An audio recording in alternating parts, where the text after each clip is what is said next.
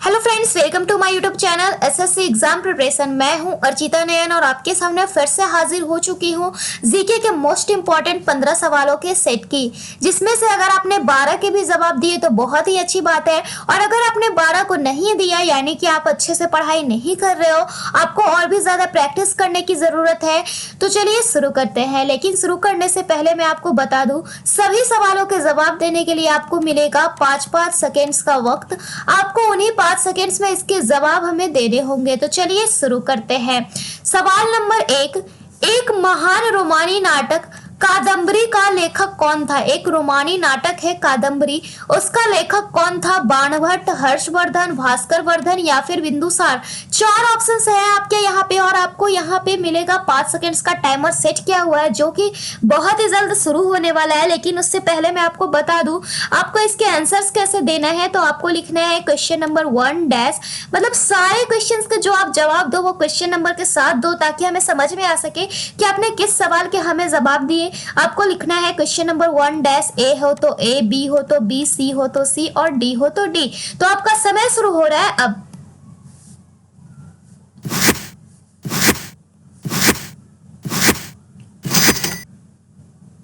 तो 5 सेकेंड्स आपके पूरे हो चुके हैं। आई होप आपने आंसर्स दे दिए होंगे। अगर आपको इससे ज्यादा का वक्त चाहिए तो आप वीडियो को पॉज भी कर सकते हैं। तो चलिए देखते हैं, रोमानी नाटक कादम्बरी का लेखक कौन था?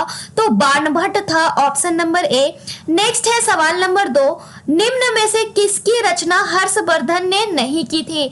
4 ऑप्शंस हैं आपके पास। आपसे पूछ रहे हैं किसकी रचना हर्षवर्धन ने नहीं की थी? हर्षचरित, रत्नावली, प्रियदर्शिका या फिर नागानद। आपका समय शुरू हो रहा है अब।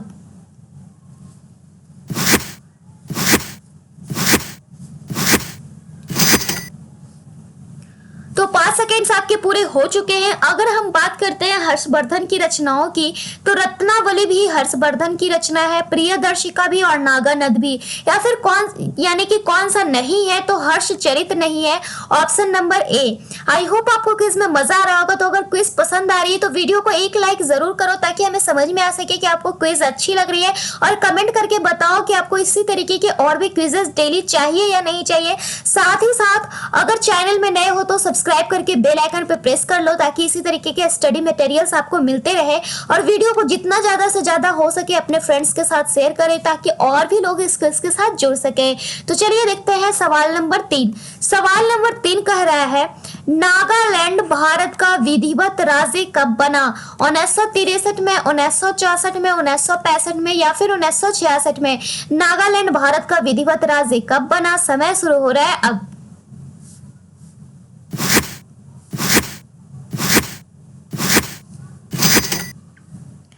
तो your correct answer is option number A. Nagaland जो है भारत का विधिवत राज्य 1963 में बना। नेक्स्ट है क्वेश्चन नंबर 4, मुख्यमंत्री की नियुक्ति कौन करता है? राज्यपाल करता है, राष्ट्रपति करता है या फिर मुख्य न्यायाधीश करता है या फिर प्रधानमंत्री।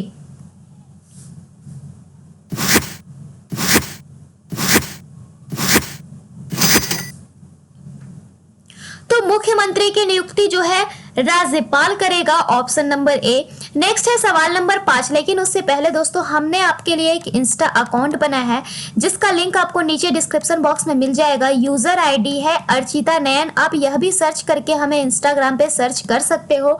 वहां पे जाके आपको हमारे बारे में सारी जानकारियां मिलेगी। बहुत सारे लोग बोलते हैं कि मैम हमें आपको देखना है, हमने आपको अभी तक नहीं देखा है।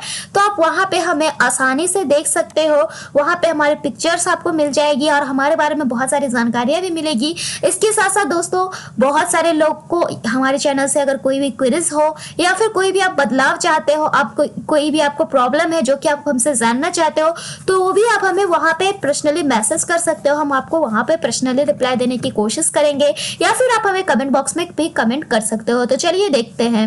सवाल नंबर 5 है, रेफ्रिजरेटर में कौन सी गैस प्रयुक्त की जाती है? फ्रियान, ऑक्सीजन, कार्बन या नाइट्रोजन।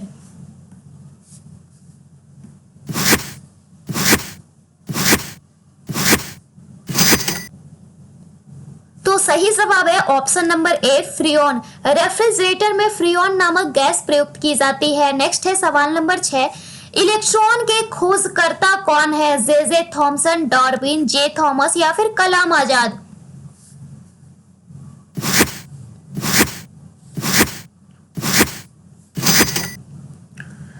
तो इलेक्ट्रॉन के खोजकर्ता है जे थॉमसन। इसकी ट्रिक हम लोग जानते हैं, ईंट पर नाच, जिसमें ई से इलेक्ट्रॉन, टी से थॉमसन। नेक्स्ट है सवाल नंबर 7।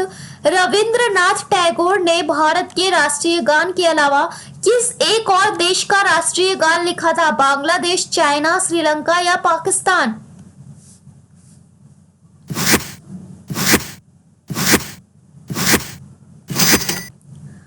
तो सही जवाब है बांग्लादेश का। रविंद्रनाथ टैगोर ने भारत के राष्ट्रगान तो लिखा ही था, लेकिन उसके साथ साथ उन्होंने बांग्लादेश का भी राष्ट्रगान लिखा था। नेक्स्ट है सवाल नंबर 8। हीटर के तार किस चीज के बने होते हैं? नाइक्रोम, सोना, चांदी या तांबा?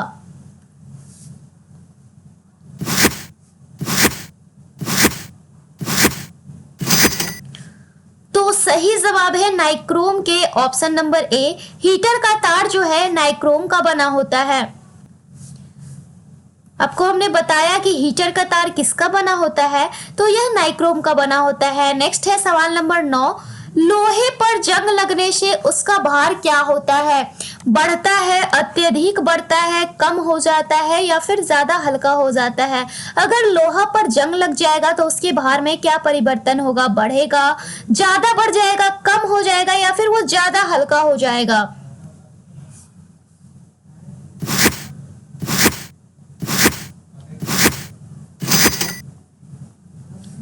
तो सही जवाब है ऑप्शन नंबर ए। लोहे पर अगर जंग लग जाती है तो उसका भार बढ़ जाता है।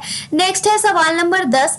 विश्व का सबसे बड़ा नदी द्वीप माजुली असम के किस जिले में स्थित है? जैसा कि आप सभी को पता होगा, विश्व का सबसे बड़ा नदी द्वीप है माजुली द्वीप। तो यह असम के किस जिले में स्थित है? 4 ऑप्शंस है आपके पास, पातालपुरी, दार्जिलिंग, मुनावारी या शिवसागर। समय शुरू हो रहा है आपका अब।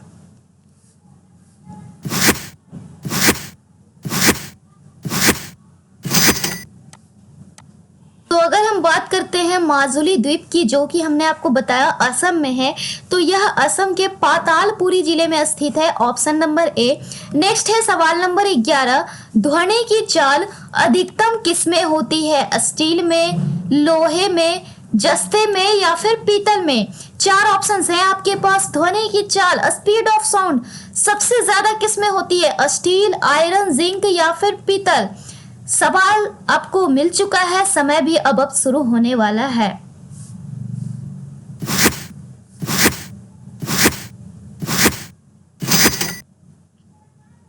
तो अगर हम बात करते हैं ध्वनि की चाल की, तो यह सबसे ज्यादा होता है स्टील में। Option number A.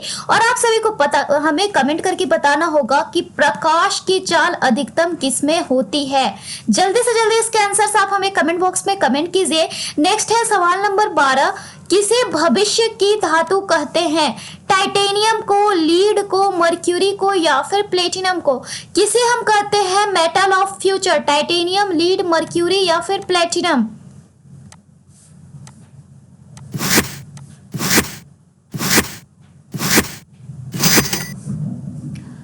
तो अगर हम बात करते हैं भविष्य की धातु की, तो यह टाइटेनियम को कहते हैं। Option number A. नेक्स्ट है सवाल नंबर 13। कौन सा तत्व स्वतंत्र अवस्था में पाया जाता है? कौन सा तत्व जो है इंडिपेंडेंट पाया जाता है? सल्फर, सोडियम, हीलियम या फिर बेरिलियम?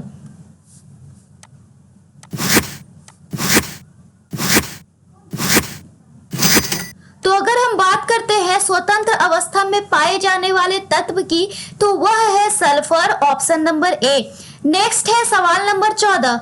लेकिन उससे पहले दोस्तों, आपके यहाँ पे जो हम 15 क्वेश्चंस करवा रहे हैं, उसके बिल्कुल आप ऑनेस्टली जवाब देना कि आपके 15 में से कितने सवाल बिल्कुल सही हुए। बिल्कुल ऑनेस्टली आपको देना है। यहाँ पे ऑनेस्टली नहीं देते हो, यानी आप खुद से झूठ बोल रहे हो। तो अगर हम बात करते हैं दिल्ली की सुल्तान, आपसे पूछ रहा है कि दिल्ली के सुल्तान रजिया सुल्तान किसकी पुत्री थी? शम्स उद दीन इल्तुतमिश की, अलाउद्दीन खिलजी की, बाबर की या फिर मोहम्मद तुगलक की? 4 ऑप्शंस हैं आपके पास। जल्दी से जल्दी आंसर्स कमेंट बॉक्स में कमेंट कीजिए।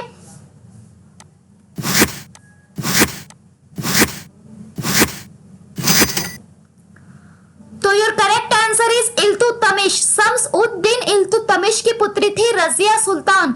नेक्स्ट है सवाल नंबर 15, मंदिरों की पुण्य भूमि भारत के किस राज्य को कहा जाता है? भारत के किस स्टेट को हम मंदिरों की पुण्य भूमि कहते हैं? तमिलनाडु को, आंध्र प्रदेश को, राजस्थान को या उत्तर प्रदेश को?